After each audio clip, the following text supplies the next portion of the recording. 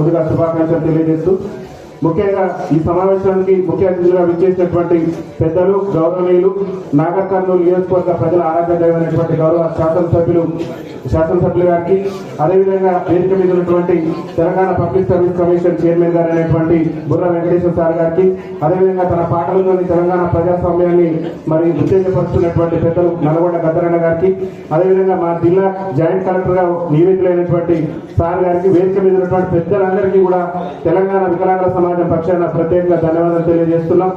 ఇవాళ ఈరోజు డాక్టరైజ్ ఫౌండేషన్ అనేటటువంటిది వికలాంగులు అంటేనే ఇవాళ ముఖ్యంగా డాక్టరైజ్ ఫౌండేషన్ చేస్తున్నటువంటి సేవా కార్యక్రమాలలో పుట్టుకతోనే కళ్ళు కోల్పోయి ఈ చీకటి సమాజాన్ని చూస్తున్నటువంటి మా జీవితాల్లో వెలుగులు నింపడం కోసం శ్రీనివాసరెడ్డి గారు ప్రయత్నం చేస్తున్నటువంటి ప్రయత్నం అనేటటువంటిది మరవలేనిది. ఈ తెలంగాణ రాష్ట్రంలోనే మందకృష్ణ మాదిగ తర్వాత వికలాంగుల సమాజం గురించి ఆలోచన చేసి వికలాంగుల సమాజం విద్యలో కూడా రాణించగలదు, అంధత్వంతో చీకటమైనటువంటి మా జీవితాల్లో వెలుగులు నింపినటువంటి మరి డాక్టరైజ్ ఫౌండేషన్ కు సంబంధించినటువంటి మా శ్రీనివాసరెడ్డి గారికి ప్రత్యేకంగా మా వికలాంగుల సమాజం పక్షాన శిరస్సు వచ్చి పాదావందనాలు చేస్తున్నాం.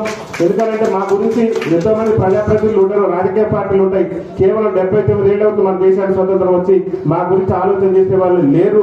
కానీ ఒక ఫౌండేషన్ ద్వారా సమాజ సేవ చేయాలి, అందులో వికలాంగులకి సామాజిక సేవ చేయాలని చెప్పేసి ముందుకు వచ్చి మా జీవితాల్లో వెలుగు నింపి ఎంతో మంది పేద విద్యార్థులు వాళ్ళ ఉపాధ్యాయులుగా రాణించడానికి కారణభూతులైనటువంటి శ్రీనివాసరెడ్డి గారికి ప్రత్యేకంగా ధన్యవాదాలు తెలియజేస్తూ, సార్ మా ప్రత్యేకమైనటువంటి రిక్వెస్ట్ కూడా ఏంటంటే ఈ ఫౌండేషన్ అనేటువంటి ఒక రాష్ట్ర స్థాయిలో కదా అన్ని జిల్లాల్లో కూడా విస్తరింపజేసి ఇంకా అనేక మంది పేద విద్యార్థులు ఉన్నారు, ఆ విద్యార్థుల జీవితాల్లో వెలుగు నింపవలసినటువంటి బాధ్యత మీ మీద ఉన్నది సార్. ఎందుకంటే మా కోసం మా జీవితాల్లో వెలుగు నింపడం కోసం అసలు బతికే అనవసరం, మేము బతకటమే అనవసరం అనుకున్నటువంటి సందర్భాల్లో మా జీవితాల్లో వెలుగులు నింపేది మా ముందుకు వచ్చినటువంటి మీకు మరొకసారి తెలుసు వచ్చి పాదవందనం చేస్తూ, గౌరవ శాసనసభ్యుల వారికి కూడా ఒక చిన్న విజ్ఞప్తి, తన తప్పుగా భావించొద్దు.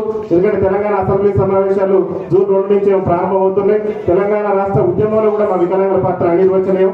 ముఖ్యంగా ఏదైతే ఏఐసిసి ఎన్నికల మేనిఫెస్టోలో మా వికలాంగులు కూడా రాజకీయ రిజర్వేషన్ కల్పిస్తాం స్థానిక సంస్థలు అని చెప్పేసి వాళ్ళ ఎన్నికల మేనిఫెస్టోలో కాంగ్రెస్ ఎన్నికల మేనిఫెస్టోలో పెట్టారు సార్. దయచేసి దీనికి పైసా ఖర్చు లేదు సార్ ప్రభుత్వానికి. మనం ఈ మధ్య స్పీకర్ గారిని డిప్యూటీ స్పీకర్ గారిని కలిసాం సార్. సభలో తెలంగాణ ఏర్పడి దాదాపు 11 ఏళ్ళు అవుతుంది, కనీసం తెలంగాణ అసెంబ్లీలో 10 నిమిషాలు కూడా మా వికలాంగుల సమస్యల మీద చర్చ జరగట్లేదు సార్.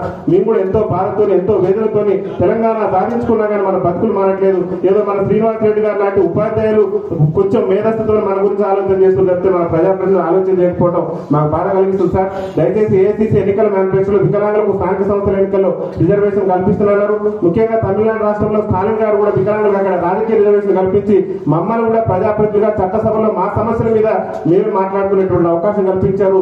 ఆ స్టాలిన్ గారి తరహాలోనే గౌరవ ఎమ్మెల్యే గారు రాజేష్ రెడ్డి గారు కొంచెం బాధ్యత తీసుకొని రేపు జరగబోయేటటువంటి అసెంబ్లీ సమావేశాల్లో చట్టసభలో పైసా ఖర్చు లేకుండా గ్రామ పంచాయతీలు వికలాంగులు నామినేట్ చేసే అవకాశం ఉంటుంది కాబట్టి గౌరవ ఎమ్మెల్యే గారు దృష్టి సారించాలి.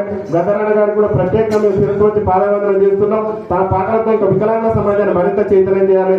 మా Telangana public service commission chairman గారు కూడా ఉద్యోగ నియామకాలలో 2016 యాక్ట్ ను సమర్థవంతంగా అమలు చేసి తెలంగాణలో విద్యార్థులందరికీ కూడా వికలాంగ విద్యార్థులందరూ కూడా ఉద్యోగ అవకాశాలు కల్పించాలని చెప్పేసి విజ్ఞప్తి చేస్తూ మరొకసారి ఎమ్మెల్యే గారికి మళ్ళీ రిక్వెస్ట్ చేస్తున్నాం. ఎందుకంటే తెలంగాణ రాష్ట్రంలో 33 జిల్లాలు తిరుగుతూ రాజకీయ రిజర్వేషన్ ఎజెండాకు మేము ప్రయత్నం చేస్తున్నాం. చట్టసభలలో మా వాణి వినిపించే వాళ్ళు లేరు. ఎన్నో ఏళ్ల నుంచి రాజ్యాధికారానికి దూరమైన దుర్భరమైనటువంటి జీవితాలు గడుపుతున్నాం. కాబట్టి మా జీవితాల్లో వెలుగులు నింపాలంటే మరో స్టాలిన్ లాగా మా రాజేష్ రెడ్డి గారే తెలంగాణ అసెంబ్లీలో